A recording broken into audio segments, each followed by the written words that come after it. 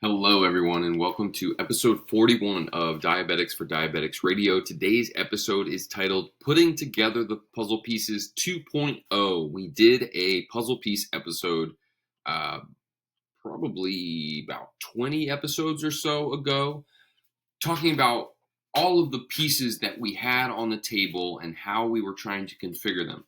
Here, we are doing an updated version of that. So what we've learned in the past little bit about type 1 diabetes, the imbalances underneath it, the foundations that we need to address in order to give our bodies a chance to heal and regrow our beta cells. Now, if we have not met, my name is Bowie. I have had type 1 diabetes for over 20 years. About 2 years ago, I took to social media, YouTube and TikTok to talk about my goal of not having type 1 diabetes anymore. And in my individual reading, research, experimentation, what have you, I have gained so much more knowledge about the condition than I had ever had before in my previous 20 years with the disease. And so I've taken to sharing, and we've created a community out of people who also don't want to have type 1 anymore. We're learning as much as we possibly can to put together a comprehensive plan on how we can not have it anymore. So I'm happy to have you here. I'm so excited. You can follow me on TikTok at Bowie_Madison. Make sure you subscribe here on YouTube. We've got podcast episodes, shorts, and what have you coming out regularly. And let's go ahead and get started and talk about these puzzle pieces that we have.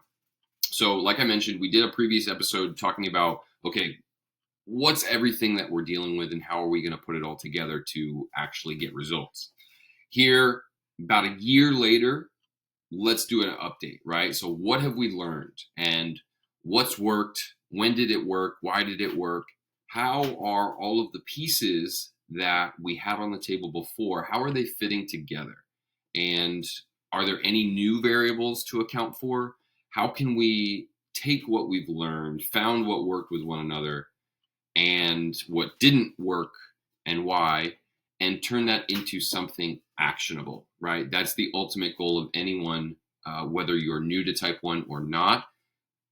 Okay, knowledge is power, right? You have all of these interesting things, whether it be nutrition, whether it be medication, whether it be exercise. How can I take it, apply it to myself, and have it work for my unique condition? And so we've got to make sure we take inventory and audit those variables regularly to make sure that we are putting our best foot forward in addressing the things that matter. And so this is not by any means a comprehensive list. This is kind of, the major players, I would say. You could absolutely have something else that could have factored into your development of type 1. Totally okay, right? Just more pieces to work with, more things to kind of piece together. So inflammation, obviously, that's kind of like the classic coverall answer for how we've gotten to where we are. Liver dysfunction, that's one of the main things that I have focused on from a mineral standpoint, specifically iron overload, and all of the cascade of effects and regulatory issues that come after iron overload and the resulting mineral imbalances. We've got viruses, we've got parasites, bacterial infections. I was diagnosed with Lyme right before leading up to my diagnosis. That brings with it a whole slew of antibiotics and altered food choices, and the infections themselves. Are they hiding somewhere in our body and affecting systems beyond what we know and what we give credit to? The metabolic signatures of an inflamed state. So when your body is in a chronic state of inflammation, it develops its systems to compensate for what's going on, right? And so, for example, for the diabetic system, because we have an altered ability to metabolize glucose, we preferentially metabolize fat. And there's a whole slew of things as a result of that that changes how our body processes food and processes nutrients. So all of those things are rarely taken into account initially upon diagnosis, but as you go on and you have it longer and longer, you need to account for those changes that your body has been making and keeping, to account for this state of inflammation. Nervous system regulation. Nervous system plays a huge part, whether that be vagal tone, whether that be GABA signaling, specific neurotransmitters, and the release of minerals in the body. Looking for pro-beta cell compounds. There are natural compounds, there are medications that have specific targeted impacts on the health and the survival of beta cells. We need to know more about those and how we can take those. And then our antibody profile. What are the defense mechanisms our body are putting up against the inflammation, against our beta cells specifically, and what does our antibody profile say about the origins of our disease? And so this right here, I'll get my head out of the way, is kind of the 3 steps, the 3 stages that we have largely broken this discovery into. All right, so we're going to start on 1. We'll work our way all the way to the 3rd. But first here, we are interested in addressing the deep-seated inflammation breaking down beta cells. Okay, there is something out of whack. There is something imbalanced. There's a reason. There is something underneath all of what is going on that is causing our immune system to identify the cells in our pancreas as not being able to do their job and not contributing to the health of our body anymore. So you can come at it from 2 ends. You can come at it, okay, maybe our immune system is misidentifying something in the beta cells, or there's something going on at the beta cells that is causing them to malfunction, and the immune system is acting properly in removing the threat that is the dysregulated beta cell. So we need to get to the bottom of that. Heavily use antioxidant use, right? That's what's killing the inflammation. That's what's neutralizing it and giving our body a chance to heal.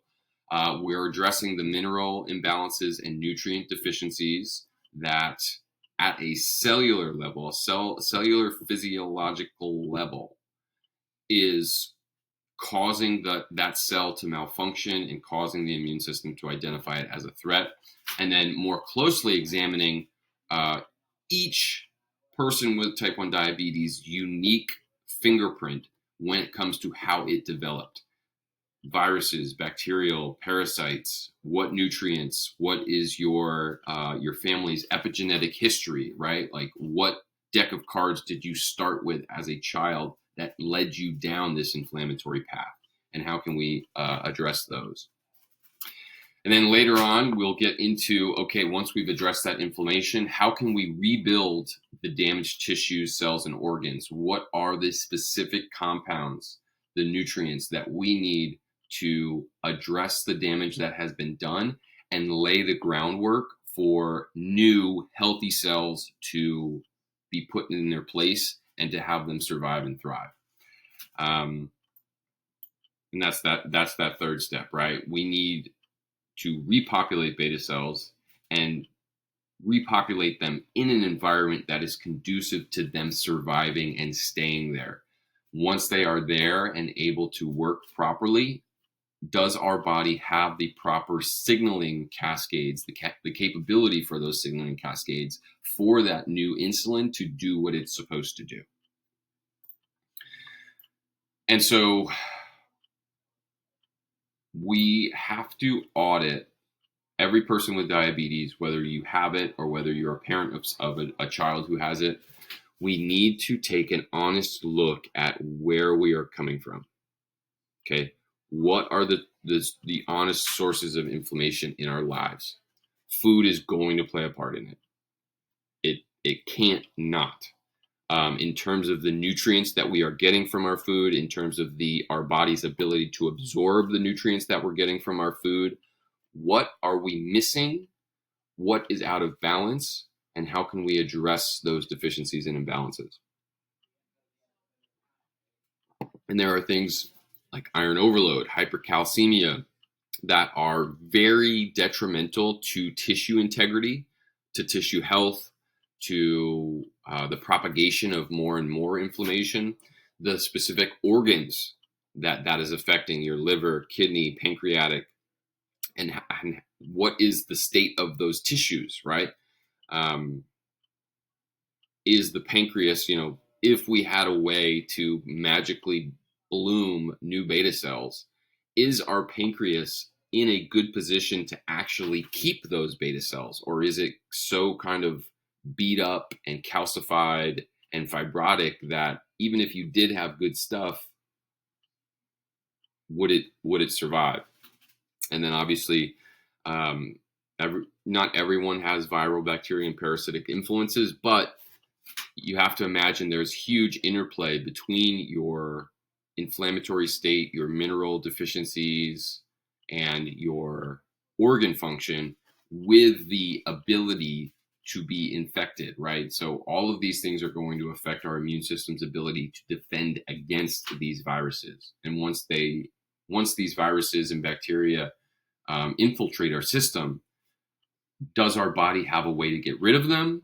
Or are we constantly kind of in this low grade inflammatory battle against these um, things that are living within us?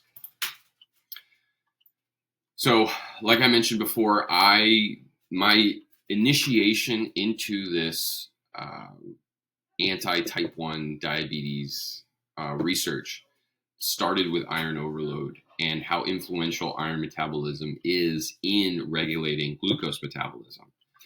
I'm not going to touch on any of that in this particular episode. I highly recommend you go look through episodes 9 through 15 to fully understand where I'm coming from when I talk about iron overload, hypercalcemia, and the need for all of the things that are going to balance and regulate our body's ability to process iron. So go check out episode 9 through 15. Now, this can be a little uncomfortable for some, both the new and the old, in terms of how long you've had type 1 diabetes. But the more I learn about it, the more people with diabetes I interact with, the more I realize time is so important. The closer to diagnosis that we can start to get to work on the imbalances that brought it about in the first place, the easier it is for our body to realign. Now, what I don't want that to mean is that you just feel like a ticking time bomb all the time, because stress is a major factor in the propagation of inflammation, right? So any action is good action. We'll talk about this later on in the podcast, but don't wait. I spent 20 years of my life waiting for an answer from somebody else. As soon as I started looking for myself and trying things on myself,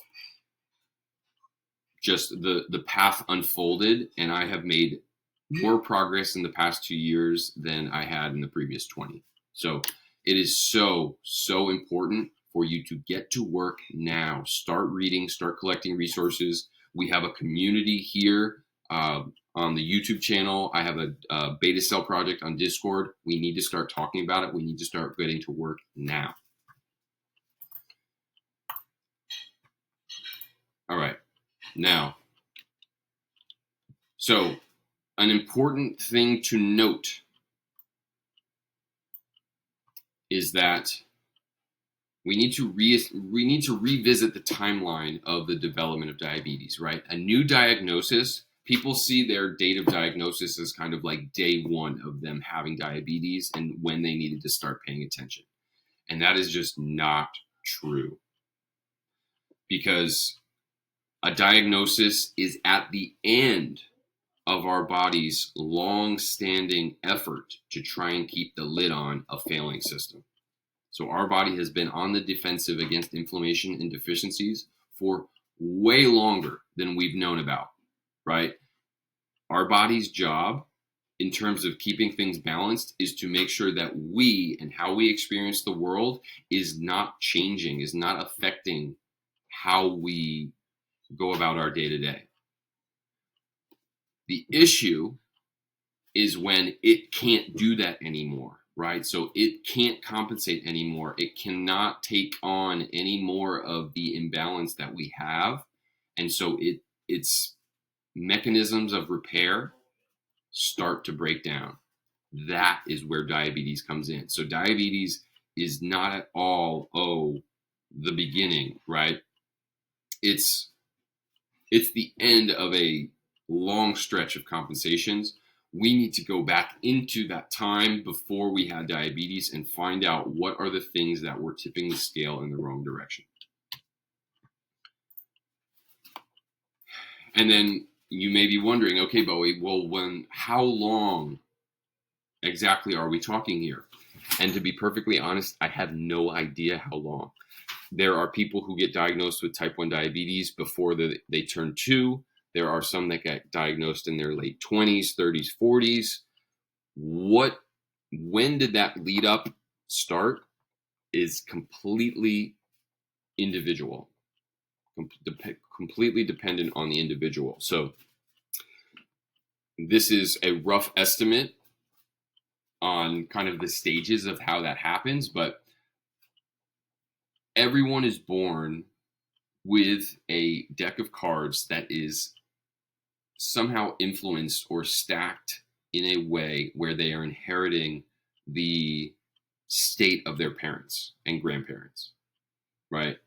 The stuff your parents ate for dinner altered their body's mineral content, altered their body's immune system, altered all of that. They made your parents. Your parents continued either in a similar lifestyle, a lifestyle that bred its own series of deficiencies and imbalances, and you were the result of those, right? So all of those compounded inflammatory things that your parents and grandparents did, you are now a product of that. So we kind of just look at babies and assume, brand new to the world. You've got bright eye, bushy tails. You've got everything. When at a cellular level, dealing with a lot of deficiencies, it could be, infections can be passed from mom to baby. You have no idea how hard that immune system is working from day one to address the inherited imbalances that the child has. So from there, so you're born with that kind of stacked deck a little bit. You are living the lifestyle habits that your parents bring about.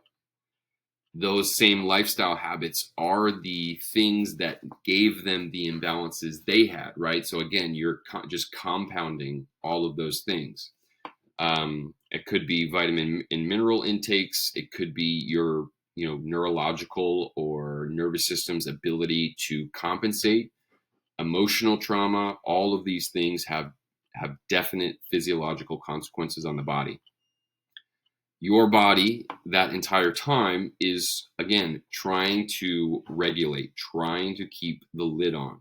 Corrective measures to make sure that your blood sugar stays normal, you're handling emotional trauma, whatever. But eventually, all of those mechanisms don't have the raw materials anymore to continue doing what they're doing. In addition to your lifestyle factors furthering them and making them worse, boom, you end up with whatever condition you're dealing with, in this case, type 1 diabetes. For some, it happens very quickly. Others, not as quickly. It depends on how far along in that inflammatory state that you were born into, and then the lifestyle factors in your development that furthered them and how much they were furthered. So I always like to view cleaning out the body getting new beta cells and getting them to thrive as a garden, right? Our body is soil where things take root and grow based on the resources that we provide. Right now, as those with type 1 diabetes, our soil is depleted of nutrients. It is overgrown with weeds and parasitic, beings that are leaching things that we need for our health, right? So how do you go about cleaning out the garden and replenishing the soil for things to grow properly? So we need to make sure that we're getting rid of all of the bad. So we're boosting the natural antioxidants, quercetin, resveratrol, berberine, a whole collection of alkaloids and flavonoids, which are major anti-inflammatory plant compounds.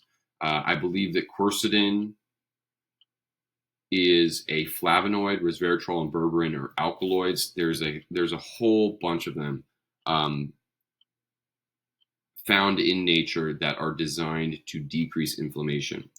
That first point, eliminating processed foods. So part of healing is not just introducing the good, but stopping the inflow of bad, right? We need to pay more attention to the food that we're eating and the content that we are consuming.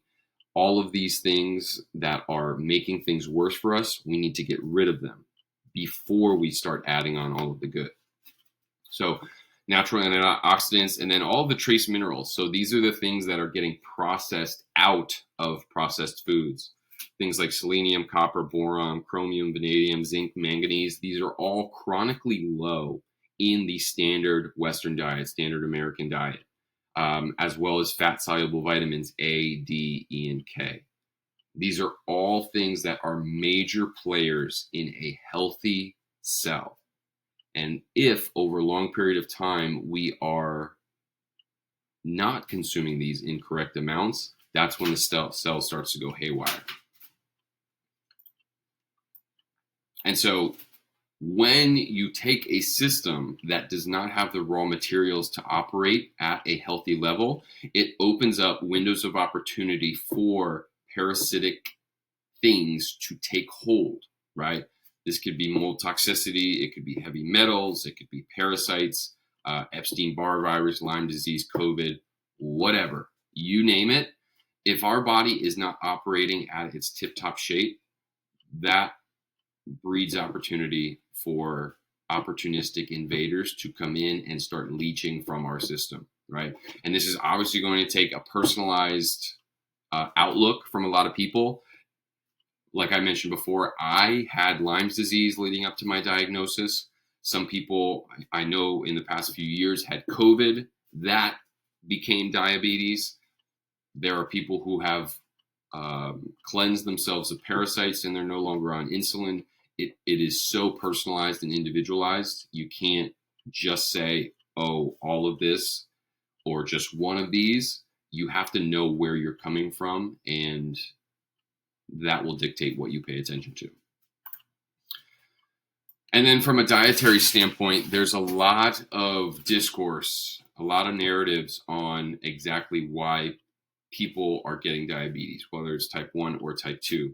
Elimination diets are particularly popular. I'm not here to really talk about which one is better than the next. This is more kind of in a general scope of, okay, let's focus on why we are choosing the diets we're choosing and understand them in the context of the sequence of events that needs to happen. So elimination diets gain popularity in managing diabetes. This could be keto, carnivore, vegan, whatever. But what if the results that people are getting from them are because of their purging of these bad things? Could be excess sugar, could be more additives, dyes, what have you, all the things that are causing chaos within the body. That's to say, okay, let's say I'm someone who's newly diagnosed with diabetes and I go carnivore, right, which is a high protein, high fat diet that is low sugar, right? obviously it's going to positively influence my blood sugar values because I'm taking on less glucose. It doesn't mean there isn't glucose. Um,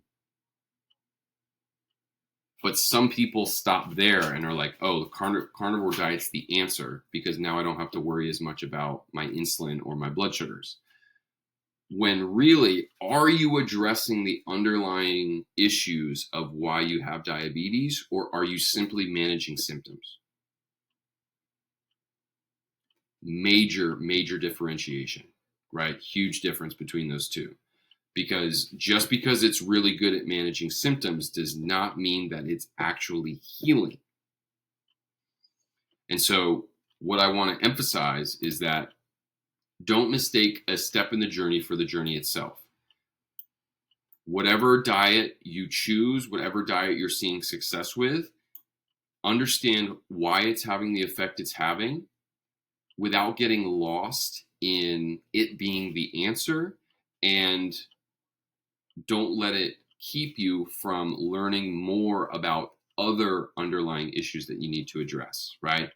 So, do the elimination diets actually address the deficiencies causing the inflammation, or are they simply lessening the fuel being thrown on the fire without ever actually extinguishing the fire, right? So, with these diets, again, I've tried them all, keto, carnivore, vegan, what have you. They are temporary, right? They can afford you windows of decreased inflammation, windows of purging bad things in your body that cause you to, get rid of all the bad stuff. That in and of itself is good, but you need to realize that after you've calmed the inflammation or you've purged the toxins, that you need to go back and reintroduce the things that the inflammation was there for from the beginning, right? So the dietary interventions are an early stage effort to regulate existing inflammation to allow for your next step, the step that actually addresses what was missing, to have a more positive effect. It doesn't mean that your diet has to stay that way, right? And I always use the fear of dogs. So the way I see people, oh, I don't do the carnivore, or I do the carnivore diet and my diabetes is better, so now I'm just carnivore forever. That's okay, but have you actually addressed the issue?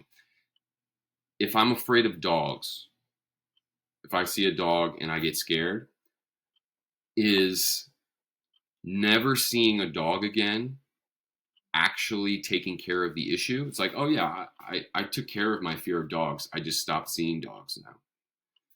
Not really. I mean, you don't have the reaction to dogs anymore because you've taken them out of the equation altogether, but you haven't actually addressed why you were scared and all of the underlying issues there. So don't mistake the step in the journey for the journey itself. Now, let's replenish the soil and supply the raw materials after we've gotten out all the weeds. We've kind of cleared space for our new cells to take hold and take root, right? The environment needs to be clean. The environment needs to be nutrient rich and raw material rich for things to take root, right? So how can we do that? So we're going to rebuild damaged tissues, cells, and organs. We need to identify what those organs that we need to pay attention to are, and then give them the raw materials to build and have the ability to foster life once we start to introduce those beta cells. So I am a huge fan of targeting the liver, right? The liver is just this incredible organ. It filters, it stores and manages vitamins and minerals, it detoxifies, it helps with digestion, it digests fats. There's nothing it doesn't interact with. So in an unhealthy system, it has to be a point of influence, right? So I've done a couple different things to handle liver detoxification. You can do liver tonics. You can do a liver flush, which I did an entire podcast episode talking about. Calcified tissue. So your liver, chances are your liver is calcified. Chances are your pancreas is calcified. Your gallbladder could be an issue as well as GI, right? A lot of people with diabetes experience IBS or Crohn's or gallbladder attacks. So we need a way to clean up that damaged tissue. I have used systemic enzymes before, things like bromelain, things like papain, Papain, which is a digestive enzyme in papaya, nattokinase, serrapeptase. These are compounds that are going to chew away and break down that fibrotic tissue to allow for new tissue to flourish. Amino acids are the building blocks of proteins and enzymes that are going to rebuild those tissues. Leucine, glycine, L-glutamine, L-carnitine, L-arginine. These are all things that are going to help rebuild, help reestablish vasculature for these tissues to succeed. Growth hormone, insulin-like growth factor 1, testosterone. Plenty of ways to naturally enhance both of these, things like Tangat Ali, things like ashwagandha, elk or deer, antler velvet. Lots of different ways to boost your body's natural testosterone production. And that's not even to note that when you start to improve your diet and detox from a lot of the imbalances and deficiencies, your body's natural production of testosterone is going to improve.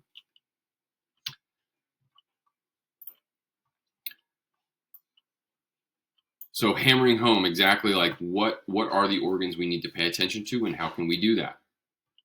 When we introduce these new beta cells and give our body the raw materials to build new beta cells, are they in a position to actually sustain the changes that we're implementing, right? So this could be tissue calcification, fibrosis, biofilms, gallstones, all blocking natural flow of bile, of lymph, what have you.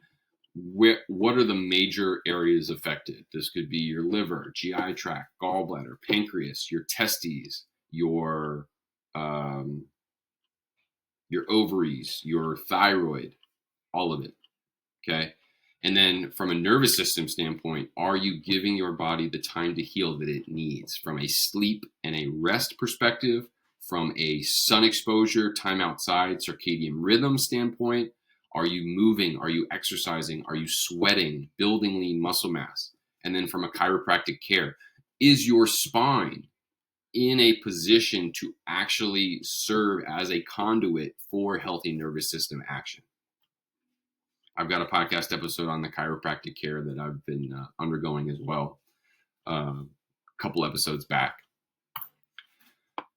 So now we've gotten rid of the weeds. We've cut the weeds back. We've introduced nutrients into the soil again. We have scrubbed the soil clean, gotten rid of all the mites, the dirty nastiness, to allow for our seeds to take hold and take root. So now we're repopulating beta cells and reestablishing the signaling in our body for that insulin to be released properly. Okay. So I've talked about this before. I forget what episode exactly, but diabetes to a certain extent can be boiled down to an imbalance of alpha cell activity and beta cell activity. Alpha cells release glucagon. Glucagon causes the release of glycogen from the liver. That increases our blood sugar. The beta cells release insulin, which inhibits the liver and decreases our blood sugar, right? So diabetes is too little beta and too much or too active alpha cell. So we need something that can influence that alpha beta balance for our blood sugar to be properly regulated. When we have that balance, how can we maximize our insulin sensitivity so that the insulin that is now being released can be properly used by the body? Okay. So there's a couple different things to pay attention to in this last stage. So we need to proliferate, grow, and protect these beta cells. Now, there's a couple different ways in the clinical research on how you can go about doing this. Harmine, GLP-1As, niacinamide, the GABA signaling cascade, they are all very influential in your beta cell health, in your alpha beta cell balance. You also need to boost your insulin sensitivity. So lean muscle mass, physical activity, you need to be exercising, you need to be moving. The more lean muscle mass, the lower your body fat, the better chances you have of using insulin properly, right? And this boils down to all of the things that we addressed in the previous two steps from a food and supplement standpoint, as well as your lifestyle factors and nervous system regulation. We need to make sure that everything in our life is conducive to beta cells surviving. Now, I'm going to talk just briefly on the GLP-1A and Harmine combination. There was a paper, I believe I did a video on as well, talking about how when you combine GLP-1As with Harmine, which is a natural plant compound, there is a targeted effect on beta cell growth. Now, GLP-1As, this is your Ozempic, your Trulicity, your Wegovy. Those are the commercially available GLP-1As. They act in a couple different ways. They are a beta cell protector, right? So they help decrease the inflammation that is decreasing your beta cell mass. They are also basically like a liver silencer in a way, in making sure that your alpha cells do not release too much glycogen, which is going to increase your blood sugar. So we're decreasing the amount of sugar being released into your blood, and we are protecting and helping to proliferate the insulin that your existing beta cells are able to make. Harmine itself, it's actually a DYRK1A inhibitor, right? There's a specific pathway. I've covered this in the episode about Harmine, episode 36. But Harmine itself is something that increases our cells' ability to proliferate, right? It's kind of like a growth accelerant. Now, when you combine the effect that GLP-1As have on beta cell alpha cell balance, right? It's silencing the alpha and increasing the beta. When you combine that effect with Harmine's growth accelerant, you are getting targeted beta cell growth. So GLP-1A is funneling Harmine's ability to grow cells and making it specific to beta cells, which is just huge, because before, when we found out about Harmine, it kind of made all the cells grow, which is cool because, okay, now we have more beta cells making insulin, but we also had more alpha cells making glycogen, and it didn't address the imbalance. When you introduce the GLP-1As as well, you actually address the imbalance and you bring beta cells back. But having beta cells that make insulin is only one part of it, because we also need to reestablish the proper signaling our body needs in order to communicate with our GI system, with our mitochondria, what have you, to properly sense what is being eaten, release the proper insulin, and have our cells be sensitive to it. So GABA signaling, voltage-gated potassium and calcium channel, and our body's insulin sensitivity. So I talked about here niacinamide, as well as GABA, L-theanine, taurine, and L-glutamine. So niacinamide is a variation of vitamin B3. Has clinical research into it being beta cell protectorant, so it decreases the rate of beta cell death. It is also just a general anti-inflammatory. It helps beta cells proliferate by improving our DNA repair mechanisms. So after all that inflammation, our beta cells are kind of just like totally ripped apart. Niacinamide helps put the cells back together and allows for them to continue to proliferate. From an energy utilization standpoint, which is huge for glucose metabolism, niacinamide is also a precursor to NAD+, which is currency that our mitochondria uses in the production of energy. So it's got a couple different functions there. And then obviously GABA and its precursors. So taurine, L-theanine, and L-glutamine all play a role in enhancing GABA's effectiveness or as a precursor for making glutamate, which is what eventually gets turned into GABA. And I just did episode 40 on GABA and GAD not too long ago. That was the last episode. So if you want to learn more about that GABA cascade, head to episode 40. But GABA is incredible. So it enhances insulin secretion. It reduces glucagon secretion. Again, that's that alpha beta cell balance we're talking about. And it decreases inflammation. So it silences the pathways that have been shown to be responsible for a lot of the destruction happening at the beta cell level. Huge. Huge. Okay. Now, this can seem like a lot of information. And I know sometimes when I present stuff like this, people are like, oh my God, that sounds like a lot. How long is this going to take? And the answer is, I don't know. I really don't know. And so that's why I emphasize that anytime you move through any of the three stages, it is so dependent on your persistence and your faith. So it's going to look a little bit different for everyone. This is not something where, okay, you do step A, B, C, D, E, F, G, and you automatically end up right where you want to be. This is going to be dependent on your unique life situations, your unique family history, your unique lifestyle factors. So depending on your sequence of interventions, your time since diagnosis, how long you've actually had type 1 diabetes, and the quality of your lifestyle, it's going to impact how much time it takes. I've been at this 2 years. My insulin usage is down about 70%. And I still continue to learn more and more about all of this. So there's really no telling. The big thing is that we keep working together. The more we work together, the faster this goes for everybody.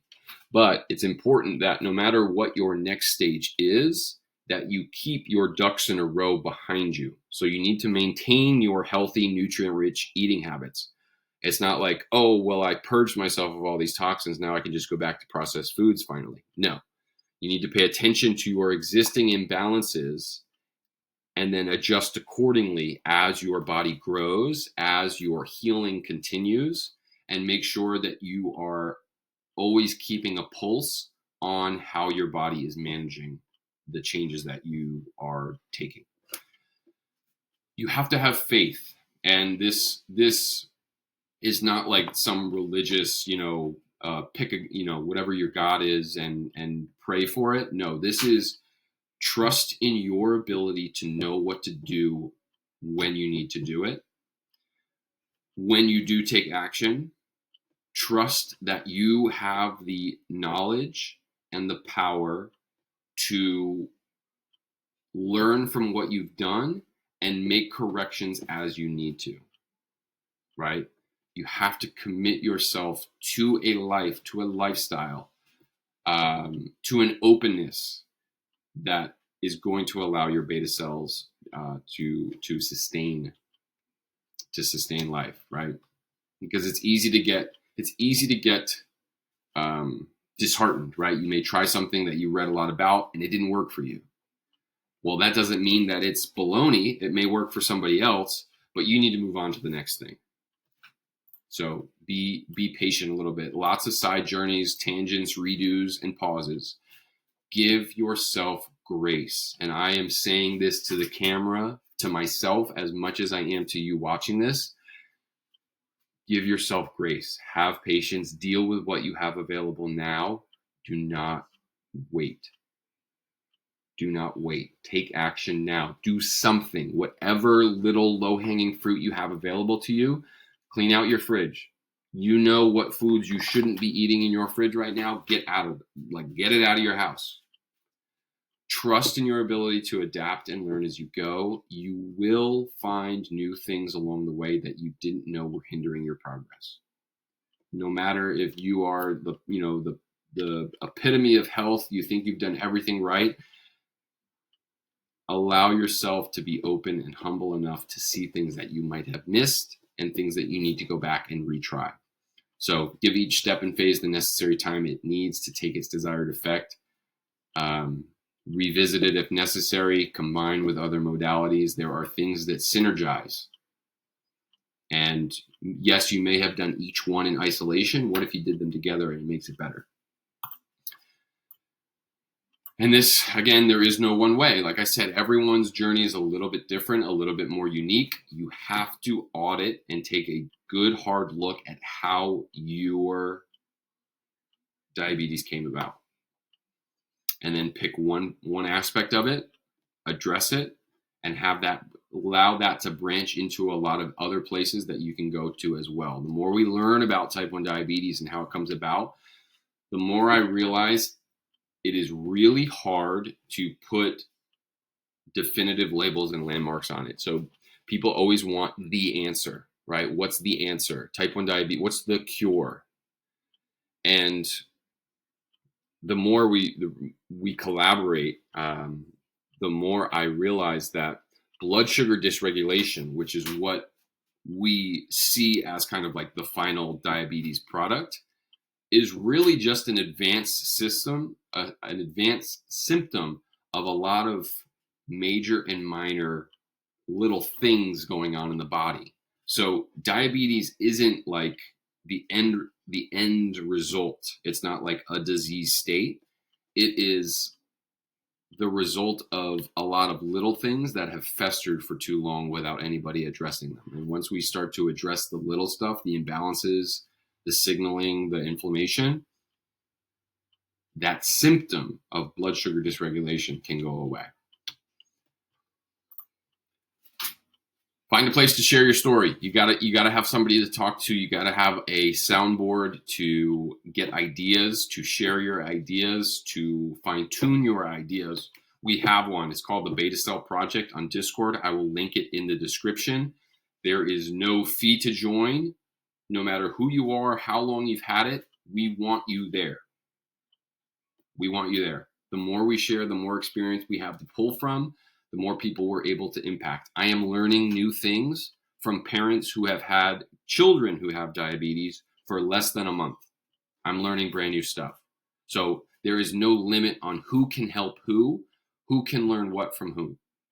We want you there. The more people we have, the better. And as always, this is my passion project. I love all of you for being here. I'm so grateful for you all to be here. There is a way for you to support me in my work here. I've got supplement codes and discount codes with these companies, Thorn Research, MitoLife, Angie Bliss. These are the companies that I trust. I have vetted. I have used their products. I have all of the links and codes linked in the description as well. It's a way for you to get a discount on great products. I get a kickback when you make your purchases. I'm always grateful for that. And then educational material. I've published an ebook called An Ironclad Cause, talking about that iron diabetes connection. I've got nutrition and supplement guides available via my Gumroad link, which will be linked in the description as well. And lastly, just thank you for being here. Again, this amazing human experience. We get to collaborate, we get to build, we get to do all of this really amazing frontline stuff to heal and get the best out of everyone. So the sooner we get to work together, the faster we can put these puzzle pieces together. And with that, I say goodbye. Thank you so much for being here. I really appreciate it. This is episode 41 of Diabetics for Diabetics Radio. I'm your host, Bowie Madison. Thank you, and enjoy the rest of your day.